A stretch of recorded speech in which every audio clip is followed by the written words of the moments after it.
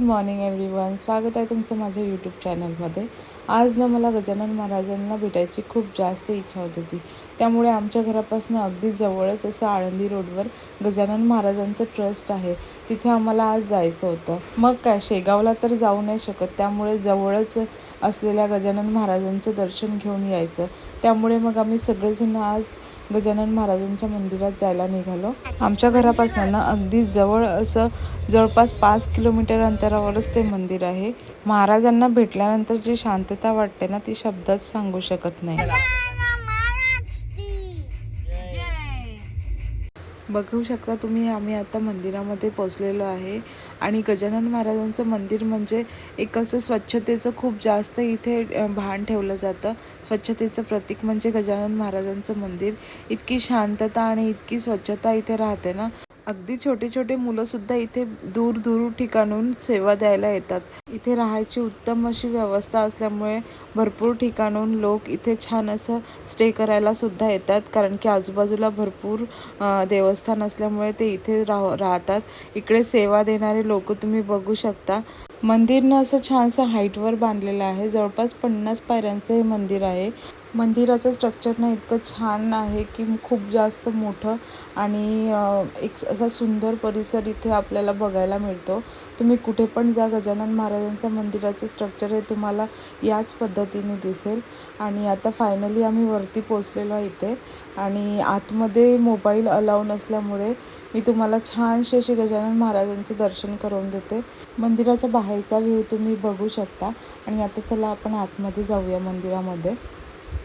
खूप सुंदर असं कोरीव काम केलेलं आहे इथे बघा। महाराजांची मूर्तीला बघून इतकं प्रसन्न वाटतं ना। महाराजांचं दर्शन केल्यानंतर खूप छान वाटलं। तिथेच आम्ही 5-10 मिनिट बसलो। त्यानंतर ना आज विचार केला की आज साईबाबांचं पण दर्शन घ्यायचं, कारण की गजानन महाराजांच्या मंदिराजवळच ते मंदिर होतं। जवळपास म्हणजे 2-3 किलोमीटर अंतरावरच दिघी येथे साईबाबांचं खूप मोठं असं भव्य मंदिर आहे। 2-3 वर्षाआधी हे मंदिर जास्त मोठं नव्हतं, बट आता याचं कन्स्ट्रक्शन खूप छान अशा पद्धतीने केलेलं आहे। सुरुवातीलाच ना आल्या आल्या अशी प्रसन्न धुणी तुम्हाला इथे पाहायला मिळेल। आणि त्यानंतर मग मंदिरामध्ये एंटर केल्यानंतर खूप मोठं असं प्रवेशद्वार तुम्हाला दिसेल तिथे। आणि मंदिराचं कन्स्ट्रक्शन इतकं छान केलेलं आहे। खूप मोठं असं भव्य इथे मंदिर बांधलेलं आहे। साईबाबांचं मंदिर हे आम्ही 3 वर्षाआधी इथे आलेलो होतो, तेव्हा याचं कन्स्ट्रक्शन बाकी होतं करायचं। आणि आता इतकं सुंदर मंदिर दिसतंय ना हे बघा। साईबाबांची मूर्तीला बघून असं मनाला खूप छान प्रसन्न वाटतं। आम्ही छानसं असं इथे दर्शन घेतलं। या मंदिराची ना एक स्पेशालिटी आहे। या मंदिरामध्ये गेल्यानंतर ना असे खूप छोटे छोटे भरपूर असे मंदिरं आहेत। आणि इथे छान असं काशी विश्वेश्वराचं मंदिर लेफ्ट साईडने आहे छोटंसं। आणि तिथे गेल्यानंतर शिवलिंगाची अशी छान मोठी अशी पिंड आहे, तिथे आम्ही छान दर्शन केलं।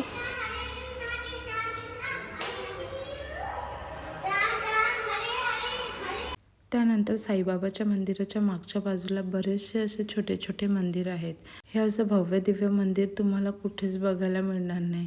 इतके सगळे इथे मंदिर आहे आणि इतक्या सुंदर सुंदर मूर्ती आणि कलाकृती इथे दिसेल तुम्हाला। खूप सुंदर असं मंदिर बनवलेलं आहे। मागच्या बाजूने गेल्या गेल्या द्वारकामाई म्हणून एक असं छानसं मंदिर आहे, तिथे तुम्हाला साई महाराजांच्या पादुकांचं दर्शन घ्यायला मिळेल।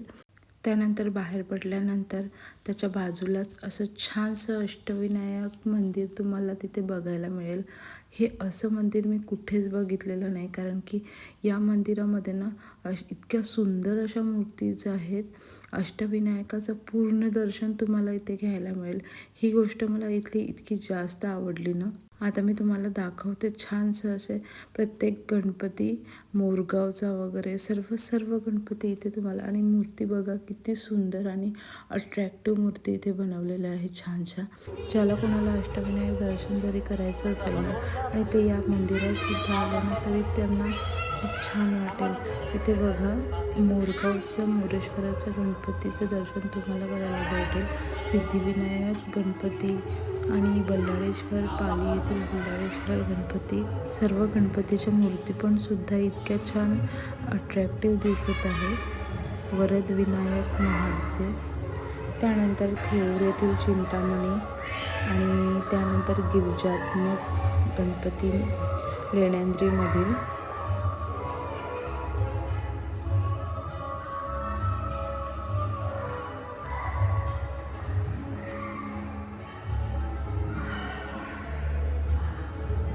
त्यानंतर ओझर येथील विघ्नेश्वर गणपतीचं पण दर्शन तुम्हाला इथे खूप सुंदर पद्धतीने पाहायला मिळेल. आणि नंतर सर्वात शेवटी रांजणगाव येथील महागणपती.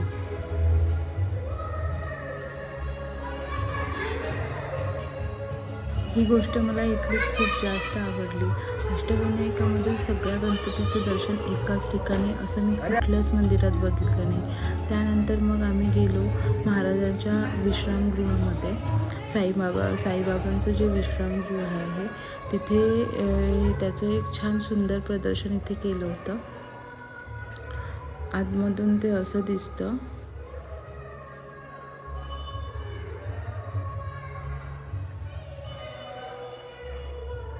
त्यानंतर त्याच्या जस्ट बाजूलाच असं दुर्गा माताचं छानशी अशी मूर्ती इथे आहे. दुर्गा माताचं पण दर्शन आपल्याला इथे करायला मिळते.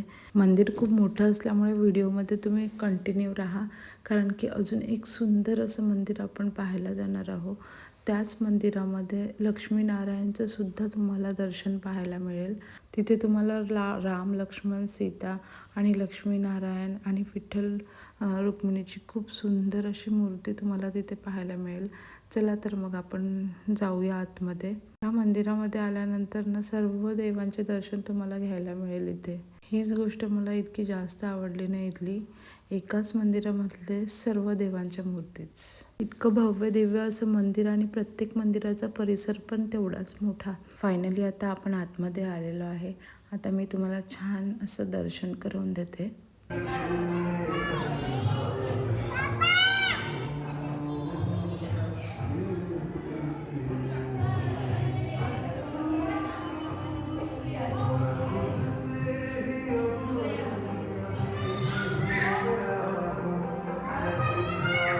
मंदिराच्या समोर ना असं छान बसायला पण इतकं सुंदर आणि मोठं इथे बनवलेलं आहे.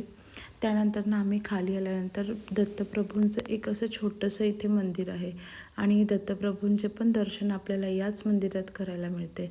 खूप सुंदर अशी दत्तप्रभूंची मूर्ती इथे आहे. चला तर फायनली सर्व देवांचे दर्शन घेतल्यानंतर आपण इथे छान जेवणाची पण व्यवस्था आहे, पण आम्ही इथे जेवण नाही केलं. त्यानंतर ना बाहेर आल्यानंतर समोरच साईबाबाच्या मंदिराच्या समोरासमोरच असं श्री संत ज्ञानेश्वर महाराजांच्या थोरल्या पादुकांचं मंदिर आहे. दरवर्षी महाराजांच्या वारीचं प्रस्थान याच मंदिरातून होतं. चला तर मग आपण आतमध्ये जाऊन संत ज्ञानेश्वर महाराजांचं दर्शन घेऊया. या मंदिराची सुद्धा कलाकृती इतक्या जुन्या पद्धतीची आणि इतकी सुंदर बनवलेली आहे इथे. खूप सुंदर अशी आतमध्ये गेल्यानंतर ज्ञानेश्वर महाराजांची अशी छानशी अशी इथे मूर्ती आहे.